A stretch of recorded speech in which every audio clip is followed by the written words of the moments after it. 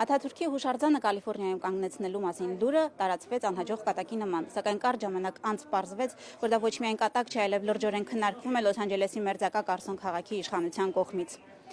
Երկրորդ հայացքից արդեն կարելի էր հասկանալ, որ դա լիովին տեղավորվում է թուրքերի հիվանդագին երևակայության ծիրում, ինքնահաստատվել հայկական խոշոր կենտրոնում։ Հայ համայնքի արձագանքը այս անգամ էլ չուշացավ, կարևոր գործերը թողած հայերը ստիպված էին կրկին զբաղվել թուրքերով։ Մի քանի ժամում Լոս Անջելեսի մարզի մեջ մտնող ոչնչով աչքի չընկնող փոքրիկ Կարսոն քաղաքը դարձավ համընդհանուր ուշադրության առարկա։ Հենց այստեղ հայկական խոշորագույն համայնքի կողքին, բայց եւ հայերի աչքից հեռու, թուրքերը որոշել էին խորամանկել։ Նրանք մեծահոգաբար Կարսոն քաղաքին էին ցանկանում նվիրել իրենց առաջնորդ ու հայր Մուստաֆա Քեմալ Աթաթուրքի արձանը, նրան հորդորջելով միջազգային կալիբրի գործիչ ու հանուն մարդկության բարօրության իրեն չխնայած մեծ մտածող։ Ու որ գործը հաջողեն, նախապես մի քանի անգամ հանդիպել էին քաղաքապետի հետ, ամեն ինչ արել, որ արձանը կանգնեցնելու առաջարկն ընդունվի։ Վստահ հաջողությանը թուրքերը եկել էին մեծաթիվ աղմկոտ բանակով։ Նրանք չար հայացքներ էին նետում անզուսպ պորտկում ու գոռգոռում էին հայ գործիչների ելույթների ժամանակ։ Իսկ ելույթները բավականին տպավորիչ էին։ Գլենդեյլի քաղաքապետ Զարե Սինանյանը մանրամասն ներկայացրեց ով է եղել Աթաթուրքը, ինչպես է ավարտին հասցրել հայոց ցեղասպանությունը, հետապնդել ու սպանել սպանդից փրկված հայերին, եւ ինչպես է եղել նացիստների ու Հիտլերի ներշնչանքի առարկան ու հիացմունքի աղբյուրը։ Զարե Սինանյանը Կարսոնի քաղաքային գործիչներին խորհուրդ տվեց Աթաթուրքի արձանը կանգնեցնելու դեպքում կանգնեցնել նաև Հիտլերի եւ Փոլ Փոթի արձանները։ Պրոֆեսոր Լևոն Մարաշլյանը փաստերով մանրամասն ներկայացրեց Աթաթուրքի չարագործությունները հայերի, հույների, քրդերի նկատմամբ։ Տպավորիչ էր նաև հույն-ամերիկյան համայնքի ներկայացուցիչի ելույթը։ Արիս Անագնոզը հարցրեց, ինչպես են ամերիկյան քաղաքում պատրաստվում կանգնեցնել մեկի արձանը, ով երկու համաշխարհային պատերազմների ժամանակ էլ կռվել է Միացյալ Նահանգների դեմ։ Թուրքական կողմից ելույթները նույնպես տպավորիչ էին։ Հիմնականում կանանց շուրթերով Աթաթուրքը ներկայացվեց իբրև ոչ միայն թուրք ժողովրդի հայր ու փրկիչ, այլև տիեզերական գործիչ ու արձանները անզուսպ ցանկությամբ կանգնեցնում են շատ երկրներում։ Ելույթ ունեցավ նաև Լոս Անջելեսում Թուրքիայի գլխավոր հյուպատոսը, ով Աթաթուրքի կերպարը նկարագրելու այլ խոսքեր չգտավ, քան Չերչիլի, Քենեդու, Քլինթոնի եւ այլոց դրվատանքի խոսքերը մեջ բերելը։ Հայ համայնքը իբրև բողոքի դրսևորում նրա ելույթը լսեց մեջքով շրջված։ Թուրքերի իրենց իսկ ելույթներից առաջացած ոգևորությունը սակայն արագ մարեց, երբ Կարսոնի քաղաքային խորհրդի անդամները դեմ արտահայտվեցին Աթաթուրքի արձանը կանգնեցնելուն։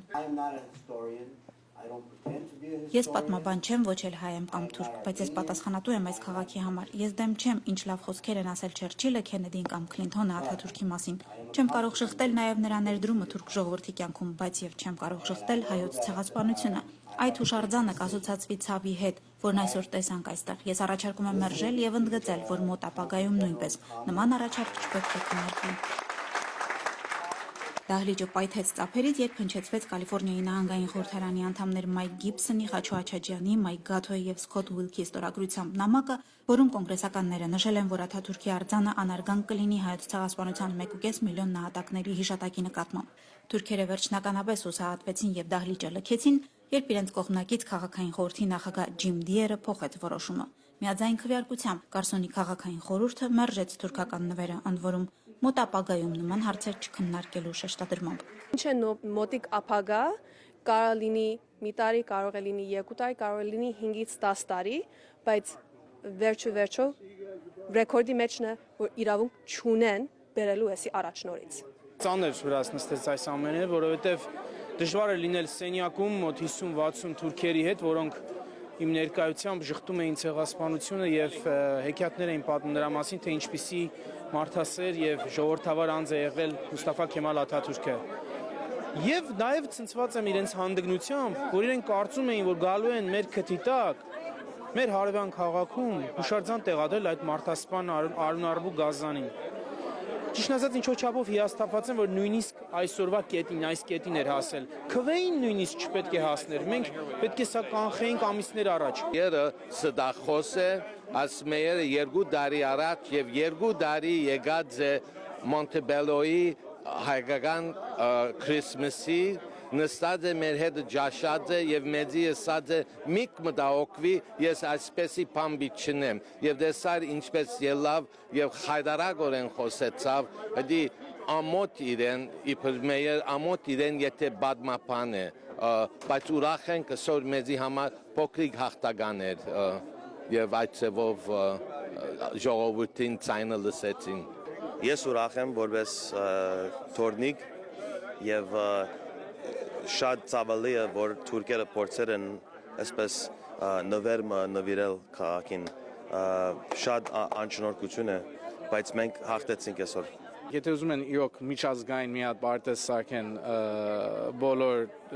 ազգային ճանաչելու համար, ես իրանց առաջարկեցի։ Ասացի կարող եք Օրհան Փամուկին ճանաչեք, որ Նոբել մրցանակն է ստացել գրականության համար, բայց դժբախտաբար իրավունք չունի Թուրքիայում ապրել, որտեղ այնտեղ հալածվում է, որտեղ ինքն էլ է հավատում, որ հայոց ցեղասպանությունը մեծ եղերն է պատմական փաստ է։ Հույսով սա մի նշան կլինի կամ ուրիշ քաղաքների, որ նորից եթե իրենք էլ մոտենան թուրքական կառավարության գործակիցների կողմից, իմանան, որ մենք պատրաստ ենք միշտ լինել այնտեղ, որտեղ իրենք փորձում են տրորեն պատմական ճշմարտությունը եւ փաստը։ Հայ գործիչները թեև հաղթանակած, բայց հեռացան մտազբաղ աշխատել առավել ուշադիր եւ գերլարումով 100-ամյա տարելիցի շեմին ակտիվացած թուրքերի ամեն մի քայլին ժամանակին հակահարված տալու համար։ Լիլիթ Ցետրակյան, Գարեգին Վարդանյան, Առաջին ալիք, Միացյալ Նահանգներ։